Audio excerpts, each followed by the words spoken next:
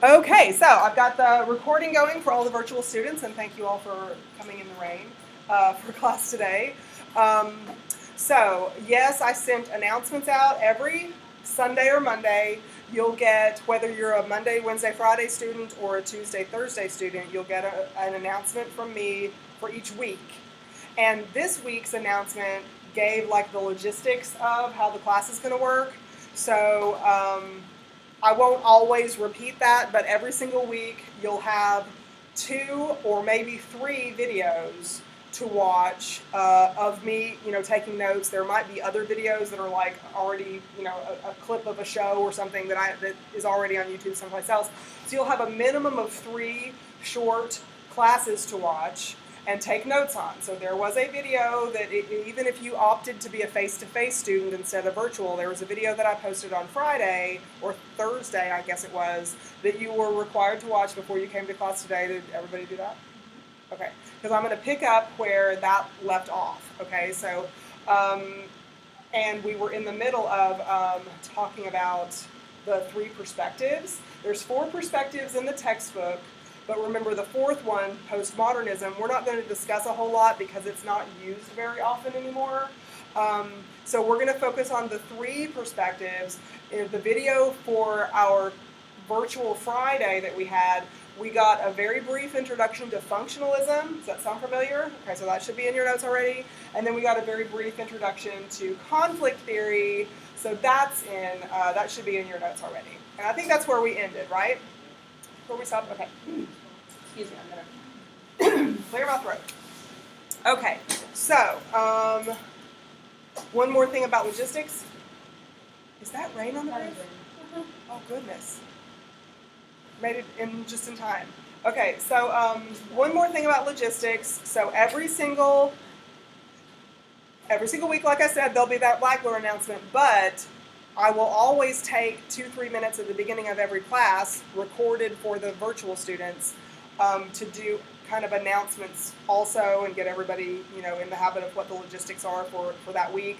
So remember, every single week there's a reaction paper on Saturday, there's a quiz on Sunday.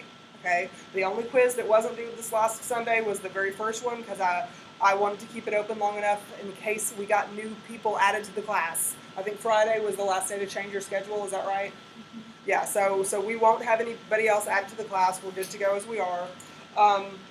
So that one's open until Friday, I think it is, of this week. So if you haven't taken quiz 1 yet, please take it. This week, any of the sociology lessons that we've had already that we haven't had quiz questions on, you can choose a topic for a reaction paper of any of these topics that we're discussing this week, okay? Due on Saturday. Quiz over these topics on Sunday, okay? Folks writing it down, so I will pause. Okay, so any questions, logistics or otherwise, from anybody? Oh, that's one more thing I wanted to say. When you're watching these videos, I know it's at all different random times, and you absolutely do not have to watch your video on Monday, Wednesday, and Friday at 11 a.m. You don't have to do that. But whenever you're watching them, when you have questions, please either use those questions as a reaction paper topic, like write it to me in a reaction paper, or text it to me whenever it is that you're writing those, that you're watching it. I won't necessarily be able to respond to you right away, especially if it's at 2 a.m. or something when you're watching. But I will respond to you because I don't want you to not be able to ask questions like you would in the normal classroom environment. Okay, so until we get something, Mixer or something. Have y'all ever used Mixer, the live stream video stuff? No? Okay. I'm trying to find a way for us to do a little bit of live streaming questions, even though we're watching on YouTube. YouTube might have a function like that. But anyway, we'll just do text message questions until I get a better method. Okay? All right. So we're in the middle of the 3 perspectives in sociology. So 3 sociological perspectives or 3 sociological theories. I kind of use those words interchangeably. But what does the word perspective mean? What did we say it means? It's a point of view. Thank you. So there's 3 sociological perspectives. Don't forget the S on the end of that. And it's a point of view. So 2 classes ago, we were talking about being able to collect data being very, very objective. You don't want to put your own personal opinions. You don't want to have any sort of bias whatsoever in your data collection, your research process. You don't want your data to be biased at all. Once you have that data, then you want to analyze it. You want to ask certain questions about that social trait, about that social trend, whatever it is that you've collected data about. When you're analyzing that data after the fact, that's when you can put your own flair into it. And the flair comes from which of these three sociological perspectives makes the most sense to you, which one do you think offers the most valuable analysis, however you want to put it. So if functionalism, we've gone over that really briefly, if functionalism makes a whole lot of sense to you and you think it has something valid to say, then functionalism is what you could analyze any set of data about any social situation with functionalism, anything. You would look at macro scale perspectives, macro scale portions of society, parts of society that are connected to each other that make society kind of flow and keep going. So you can analyze anything with functionalism. The same thing that you can analyze with functionalism, you'll come up with one particular point of view, you can analyze that same thing from a conflict theory perspective, looking for inequality that's built into the system. You'll end up with a very, very different analysis, a very, very different take on that same data that you collected when you were unbiased when you collected the data. Now, most of us think of the word bias as a bad word. That's kind of good. You don't want to have a bias in something that should be objective. These perspectives aren't necessarily a bias either, but it does let you choose kind of your side that you want to be on, or your side that you use to analyze the situation. Okay, so that's what these perspectives are. So, any questions whatsoever about functionalism? I'm not going to review it now because that should have been the last thing. Functionalism and conflict theory should have been the last things that we've technically talked about. We just weren't together. So we're good? Okay. Remember, you need really good notes and a really good understanding of this to ace your first project, which probably like maybe in Friday's video I'll explain what the first project is, but definitely by Monday of next week you'll have the first project worksheet or the assignment in Blackboard. And this stuff, what project one is going to ask you to do is explain all three of these perspectives, just, simple explanation of all three of these perspectives, but then choose the one that makes the most sense to you and then analyze something. I'm going to give you like a list of movies that hopefully you've seen, and if you have a different movie that you want to substitute, you can get approval to do that. But I'm going to ask you to watch a movie that hopefully will be entertaining to you. But because you're in college, and college makes you be critical about things. Critical is a good word here because you're using these perspectives to analyze things when you're using critical thinking. So anyway, you have to explain all of them and then choose the one you like the best and analyze a movie. Okay? So you could say on the recording it is for project 1 and then eventually for 4. Okay, yes.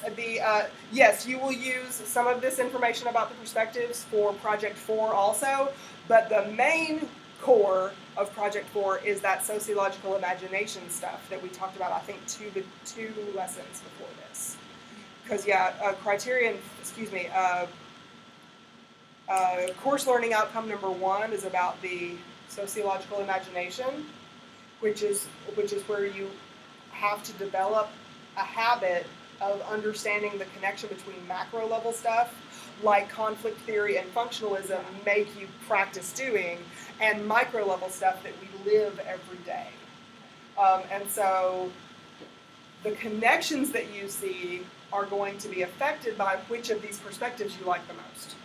You see what I mean? So it's all connected, but that's one reason why we're going to wait till late in the semester to really test ourselves on the sociological imagination, because it takes a while. We need some practice, and we need about 14 weeks of practice in order to be able for for y'all to have the best chance of doing really well on that project. Okay? All right, so we are on number 3 of the 3 sociological perspectives. This third one is called Symbolic Interactionism. Symbolic Interactionism. You will see some root words in the name of this theory that should help you remember a little bit about what it's focused on. So it's focused on personal interaction. You see that word in one of these words. And it's focused on the meaning of things. Symbolic interactionism. A symbol is anything meaningful in our lives. So symbol is anything meaningful.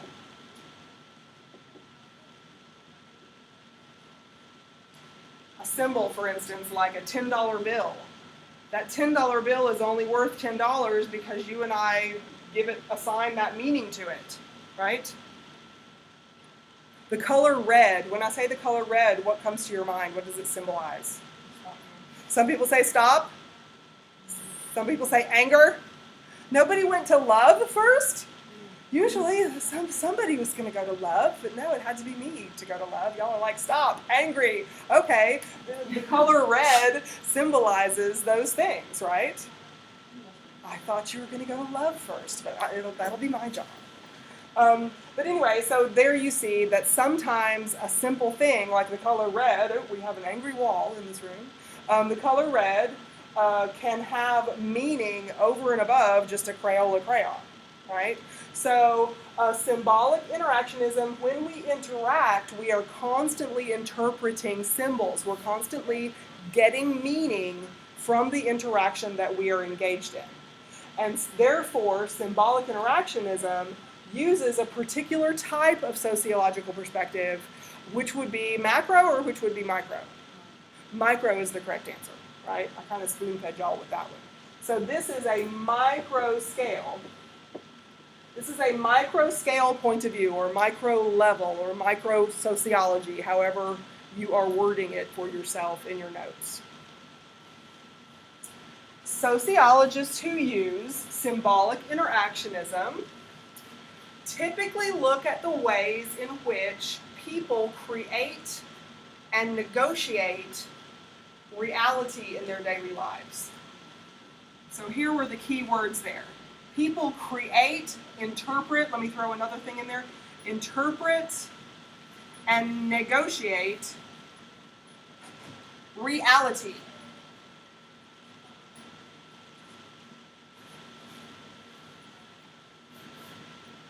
What the heck does that mean?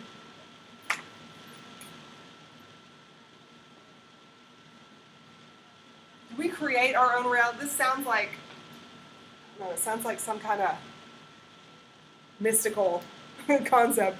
I'm going to go create my reality today. You hear that kind of metaphor a lot with sports coaches. Let's go out there and make it happen the way we want it to happen, right? In coaching.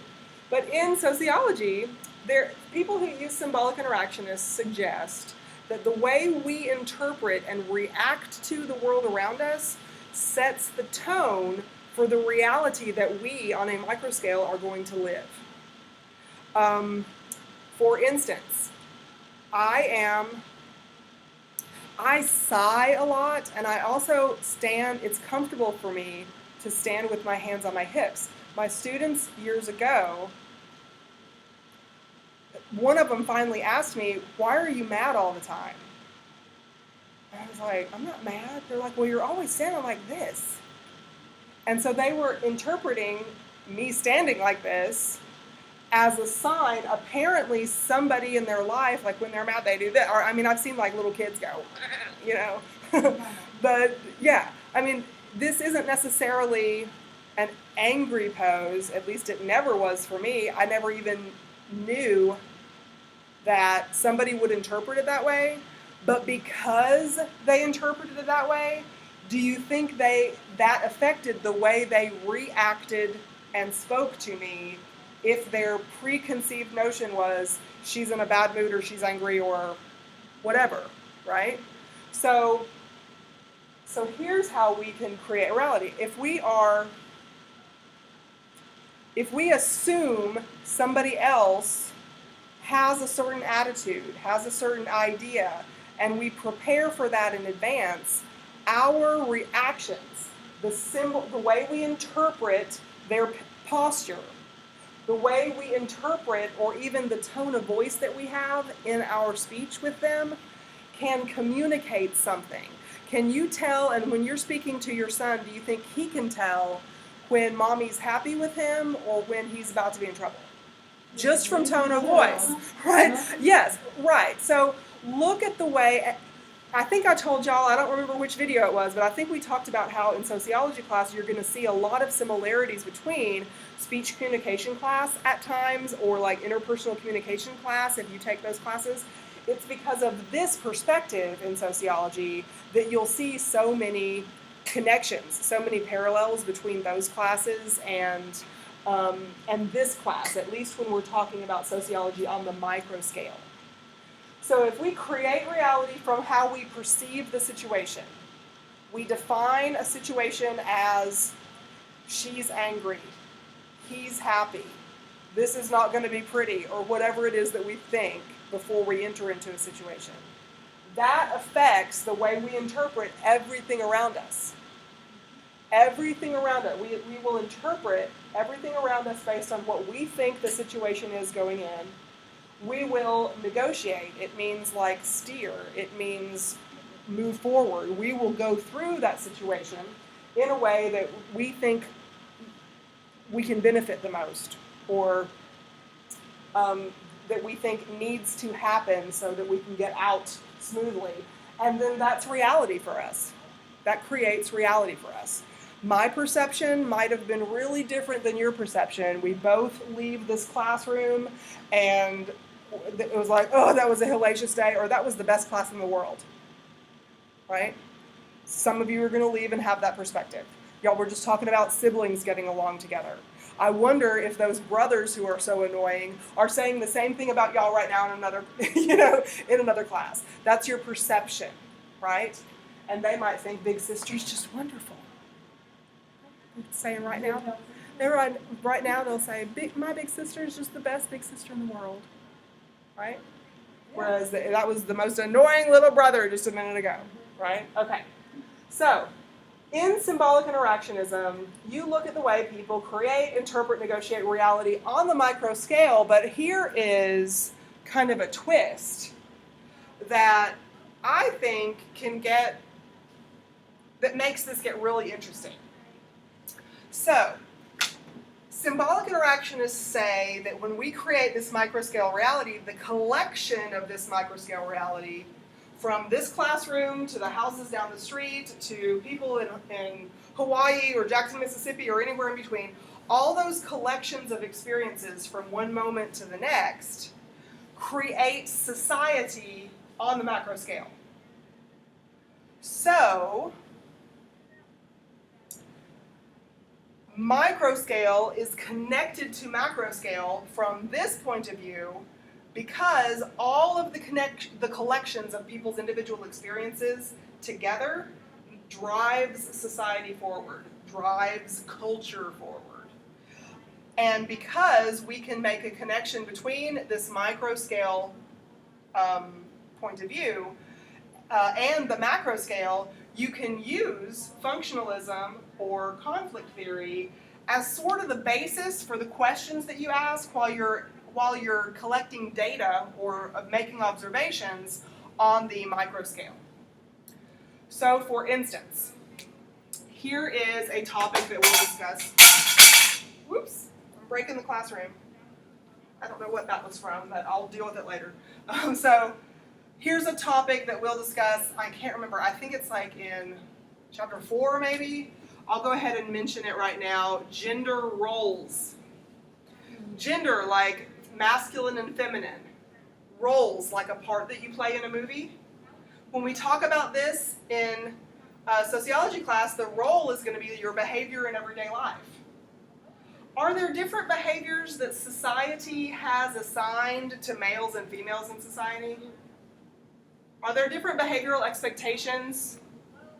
We talked about work, I think, the different kinds of work that people do last week, didn't we? We talked about like daycare worker. We didn't? Well, when I say daycare worker, do you think of a guy or a girl? You think of a female immediately.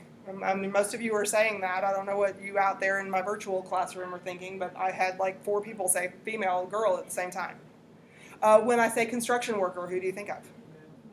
And y'all did not practice that ahead of time? All of you people who are saying male at the same time? No. So where did we get those ideas? How much of reality do we create? And how much of reality are we responding to macro-scale social forces that control our ideas of what reality is? What you think about? So like when on your TV shows when you're growing up, Bob the Builder. Bob the Builder Bob. TV show. Bob was a male. Well, we got Mickey and Minnie, and I mean it's just Yeah. we grew up. Exactly. You grow up, and that's another sociological word that we are going to look at. It's what Chapter 3 is all about, is the socialization process. We learn from the micro-scale experiences that we have. So even if we are alone in a room watching Bob the Builder, or even SpongeBob SquarePants, right? I mean, whatever it is that we're watching. Back when I first started teaching sociology years ago, what was it called? What were those things called? Teletubbies were big. Thank you. How did you know that? Yeah. Okay. So Teletubbies was like the big one. So even when we're watching stuff that's not even about human characters, they are anthropomorphized. It means we put human characteristics to them. And we learn from that, even if we're alone. When we're interacting with our dolls and our toys and our dogs and cats, that is reality that we are creating, and we're projecting what we've learned from watching Bob the Builder, from listening to Blue's Clues, or whatever it is that we're watching, right? So some people who study symbolic interactionism do so in order to find out how do macro-scale definitions of things, like woman's work compared to man's work, how does it filter out into everyday micro-scale life? They might want to collect information or make observations about households where there's a male and female present. How do household jobs get divided? I tell you what, 30 years ago, it was very different than it is now. Household jobs are divided in a lot of cases pretty equally these days. There are some households, however, that still has like guys take the garbage out and women kind of do the rest of the list, kind of, right, in the household. Do what? I take the garbage out. I take the garbage out. Do you take the garbage out in addition to doing everything else, or? Yes. There we go. So there's some reality. There's some reality that you're creating. Did she make it up? Doing these chores, the expectation that she feels it's her responsibility, carrying out these chores, did she create this reality all by herself, or does this come from larger scale patterns that we have learned through our lives that she's responding to? And because she's responding to them the way she's responding to them, doing all the chores in the house before anybody tells her to do it, is she contributing to keeping that norm in society going over the decades? We talk about your son a lot as an example. He's going to grow up not just watching Bob the Builder, but watching Mom and Dad too. So how is he going to learn how to be when he is the dad? Right? So those are kinds of the things that we can look at. This is the other two concepts, the macro scale concepts that we talked about in the last video, are very interesting also, because, for instance, the gender role thing and dividing work in the household, a conflict theorist who looks for inequality in society on the macro scale, a conflict theorist could use that particular topic and say this is a micro-scale example of how a macro-scale inequality issue surrounding male work and female work, how that inequality issue plays out on the micro-scale. A functionalist would look at this and say, well, not all work is as valuable socially as the next work. Some work has to be domestic in the household. Some work has to be social in the workforce. And somebody has to do it. And over time, males have done the workforce bringing in the, what is it? Bringing home the bacon? Right. The breadwinner. And the female has been the caregiver at home, traditionally. Somebody has to do those jobs, and this is just how we divide it out, and that's how society moves stable and orderly forward. So that would be a functionalist idea about gender roles and the division of labor in the household. Whereas a conflict theorist can look at gender roles and division of labor in the household and say, that's the wrong mindset. We need to do something to fix these unequal distributions of work and the unequal social value placed on work. And that'll help all kinds of social injustices like the wage gap and everything if we work on. So that would be like the way a conflict theorist would look at it. Okay? And we can use those micro scale examples to get at those macro scale things. Questions? We good? Okay. What time is it, y'all? 11:27. Good. So we have a good 15 minutes for me to tell you one more topic today. And this is the topic that you said they don't really use a lot, right? This is the topic that, I'm sorry, ask again? They don't really use a lot. Like they do, but not really. It's not one of the common Oh, you're talking about, okay, so the question was, this is that we're about to talk about, this is the topic that we don't use a whole lot anymore. No, I'm not going to spend class time on postmodernism. Okay. When you, that sounded so snotty, didn't it? I'm not going to spend class time on postmodernism. I don't mean to be snotty. I mean, it's not used very much anymore, not in sociology. It's in our textbook. It's the fourth perspective. It's valuable. It's a valuable way of looking at things that I probably will use when we talk about poverty here in another couple of class days. I'll probably introduce you to postmodernism just a little bit because it does have some valid points, but I think the valid points can be like absorbed into some of the other ones. And so when you look at, the reason I leave it out of the class discussion is because when you look at the frameworks for the national frameworks for sociology, when you teach sociology like at the AP level in high school, which is this class. Some people can take sociology in high school, it's AP sociology, and they get college credit for it. And the AP sociology frameworks only talk about the three perspectives instead of postmodernism. And so that's honestly the main reason I leave it out. I don't just do it because I'm biased or something against it, okay?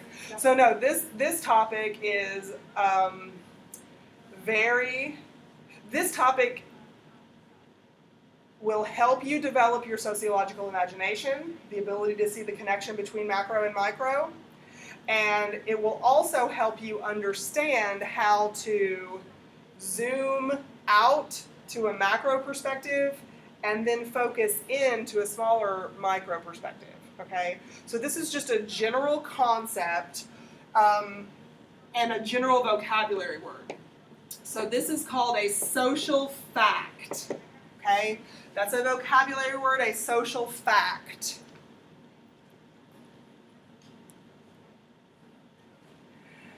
And just like when we first learned the word sociological imagination the other day, remember how I told you to put a reminder in your notes that imagination has nothing to do with make-believe in this case, okay? We're using that word sociological imagination specifically as a vocabulary word here. It means the ability to understand, the ability to see connections. Has nothing to do with make-believe, okay?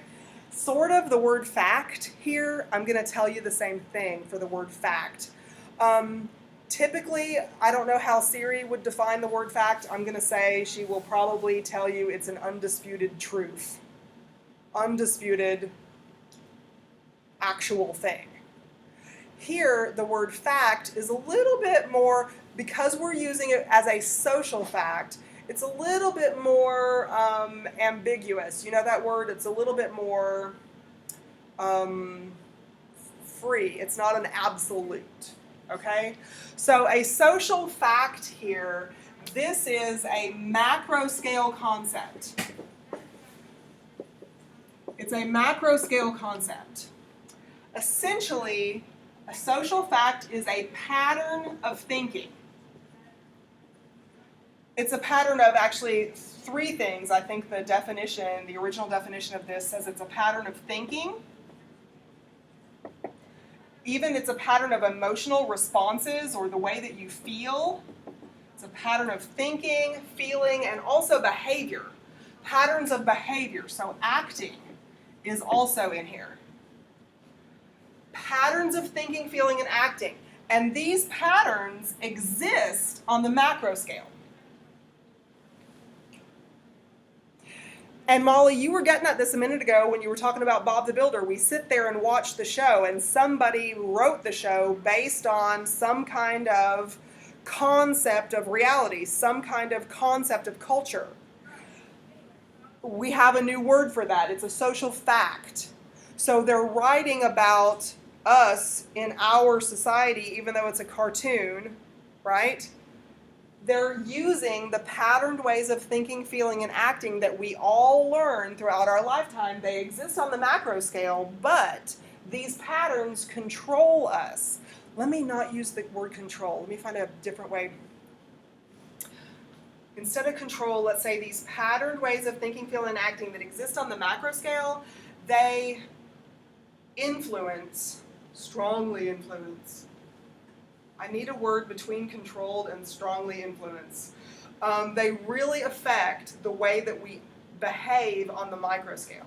Okay? So they're patterned ways of thinking, feeling, and acting that exist on the macro scale, like everybody is subject to those rules, but they affect our behavior and experiences on the micro scale.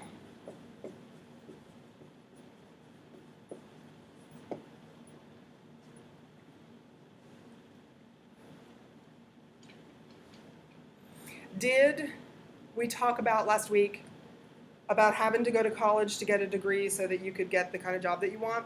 Okay, so think back to that conversation. In our culture, society as a whole has this outlook that you must have a degree in something to qualify for a job. That's really why you're here. It's not because you like getting out in the rain and coming and listening to some person talk. So society has this attitude. Think of society as a person here, okay? Society as this living thing that has rules that we are subject to, we have to follow. So think of society as like this person, a puppet master who controls everybody who's in that society.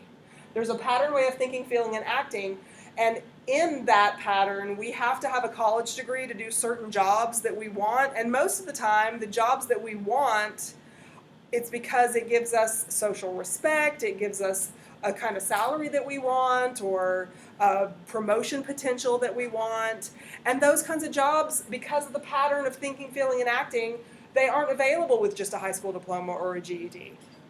They're not available that way. So that's why you're here. So your personal life experiences, you have no choice but to follow the pattern of society if you want certain outcomes in your life. Does that make sense? So if you want certain outcomes in your life, you will follow the pattern way of thinking, feeling, and acting. And it's not even such a conscious decision. It's more like automatic almost, because we learn it. Have you ever used the phrase, it comes naturally to me? Or it's second nature, or it feels normal, right? It feels normal. Well, when we are born, and this is what chapter 3 is all about actually, when we are born, we know nothing. We have to do certain things like eat, sleep, pee, poop, those kinds of things we have to do because we're animals and that's what animals do. But the ways that we sleep, the foods that we eat, even the habits that we have of peeing and pooping, and everything else, clothing. I mean, you've got a 17-month-old, you will know that those babies are not born knowing what naked is. They don't know how to blow their nose. This works, doesn't it? That works. Sleeves, hair, works, you can reach it. We have really complex rituals that we have to teach them to know how to behave in our society. And by the time that our babies are older, they're probably not going to remember a time when running naked out in the middle of the parking lot at the apartments didn't bother them. We're going to teach them over time that naked is not something that we do in public. It's something for private areas. And blowing your nose is this way specifically. And sitting with a napkin in your lap and cutting your food in this particular way, and all those manners and things that we learn that just feels natural to us. Does it feel normal to eat your hamburger with a fork and knife? I see a lot of heads shaking. No, it doesn't feel normal. So these are silly little examples that I'm using to say that society on a macro scale, social facts exist kind of bigger than macro scale, if there is such a thing as bigger than macro scale. When you're aware that society has kind of like, you've seen The Matrix, the movie, out, 20 years ago now? Really old movie now. But in that concept, The Matrix, there's like literally a computer program that controls everything. Think about social facts as kind of that mainframe computer program that all of us are a part of. And when we follow it, things will go easier for us in our life experiences. If we try to buck the system and do something outside the pattern, if everybody else is following the pattern, things aren't going to go so easily for us. Right? So, social facts, think about facts here as meaning reality. Reality changes. So this fact that we're talking about, social facts here, that's not an absolute, like the technical definition of the word fact. Social facts here is about the pattern of our reality, the rules that are present in the pattern of our reality. And you can start to analyze everything that you do. This semester, we have Christmas at the end of this semester, and so we're going to start seeing toys coming into the stores, and you will be able to use your sociological brain to go in there and look to see, can you tell a difference, big or small or none at all, in the kinds of toys that are marketed for little boys and the kind of toys that are marketed for little girls? And are there some that are just kind of marketed for everybody? And what kinds of colors are used to market this, and what kinds of activities are promoted in the toys that are targeted toward boys, and activities that are promoted in the toys that are targeted toward little girls? I mean, right now, if you were to walk down the Walmart aisles, you've got the girl aisle, and you can see that the thing. There's a girl aisle. There's a girl aisle with pink and purple and glitter. Right. There's a boy aisle with darker colors. Oh, you find it more dull? I don't know. I don't know why the boy aisle would be, but they've got like dinosaurs and city Legos and stuff like this, right? Yeah, so is that because of some kind of DNA difference? I propose no. It's because that's what how the social facts are designed in our society today. We inherited them from the generations before. They inherited them from the generations before. And they have changed somewhat. They've changed some.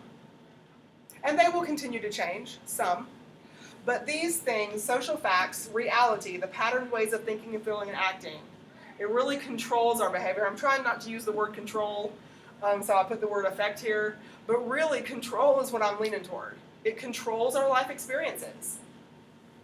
It sets up a framework like a maze. Have y'all ever been in one of those mazes made out of corn or straw or hay or something? You might want to turn that way, but there's a wall, you can't. You better turn around and go the other way. Social facts kind of make reality for us that way. I might never even think about turning left because it's not part of my social facts, so almost automatically I turn this way. Almost automatically. It feels normal, we might say. And that's because of this patterned way of thinking, feeling, and acting that exists way above us. Way above even our whole generation of people. We inherited it from previous generations. So, So, You think about, like, most parents okay. are not going to let their little boy play with the baby doll. Okay, but why? Okay, yes. So very good question, and I don't have the answer to why. So the question is, most parents won't let their little boys play with a baby doll, and why? Let me answer it like, Answer like a mom. no, I'm not going to answer it like a mom, because you are a mom, I am a mom, we know mom. What we don't know yet is sociology. So we need to try to make sure whenever we're having a life experience, that's what critical thinking is, let's turn it to sociology. So why don't parents let their little boys play with baby dolls more often? Let's ask that question. Well, without having any research in front of us, unbiased research, we can look at social facts and say, when we think of the word caregiver, do we think of a boy? When we think of the word nurturer, do we think of a boy? When we think of a word breadwinner, who do we think of? A male. So these are some pattern ways of thinking, feeling, and acting. None of us, and I don't guess the video could pick up that everybody was like male, female, mom, and y'all all said it almost simultaneously, almost exactly at the same moment, and you didn't practice that question before you came into class. And none of you live in the same household with each other, and none of you came from exactly the same background. So let's look at how similar your reactions were, even though some of you didn't know each other until you came to class, to the same class. We're responding to a pattern way of thinking, feeling, and acting that exists on the macro scale that guides our life experiences on the micro scale. And so if mommies deal with babies, then little girls get baby dolls to play with, and the playtime is learning time. So the little boy is going to get a tool belt and a tool bench or something. And I remember one of my favorite toys, actually, growing up was a little push shopping cart with little plastic fruits and vegetables and stuff in it. That was one of my favorite toys. And what did it prepare me for? My grocery shift after I leave class today. I've got to go by the grocery store and carry some stuff home. The grocery store shopper, my husband wants to do it. I can't let him. I'm responding on my micro scale experiences. It does not feel normal to have him go to the grocery store instead of me. Just can't wrap my brain around it because I'm conditioned to these things. Here's my psychology word for the day, conditioning. Questions? I think we're out of time. Are we out of time? Maybe like 1-2 minutes left or something. Okay, so we will pick up with this on Wednesday.